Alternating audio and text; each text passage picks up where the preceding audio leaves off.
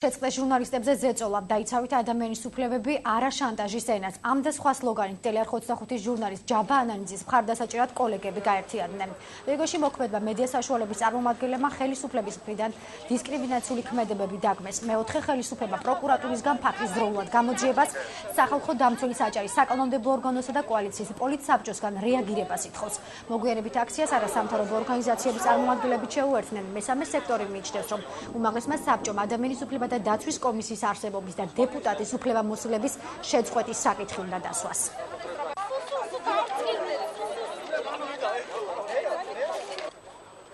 გუშინ შევიტანეთ პროკურატურაში განცხადება, მაგრამ ამის შემდეგ სამწუხაროდ კიდევ გაგრძელდა პროვოკაციები, კიდევ გაგრძელდა სრულ ინფორმაციის მიწოდება საჯარო ორგანიზაციების, ანუ მედიისთვის, ასე რომ მე მგონია, რომ ჩვენ კიდევ მოგვიწევს რამდენიმე სარჩელის დამატება, განცხადების დამატება, ზუსტად იმის შესაბამისად, როგორც იქცევა მედია ვასაძე. მიმაჩნია, რომ დაუყოვნებელი უნდა დაიწყოს მუშაობა იქით, რომ გჭირდება თუ არა კომისია საერთოდ, უფლებადამცველი კომისია უმაღლეს საბჭოში, რომელიც თავადარღოს ადამიანის უფლებს. ვფიქრობთ, რომ არასწორი იქნება ეგეთი კომისიის შენარჩუნება, რამე თუ ჩვენ ყველა სამ თვეში ერთხელ ვიწყებთ მუშაობას ამ კომისიის უკანონო მუშაობის შედეგად, ხო?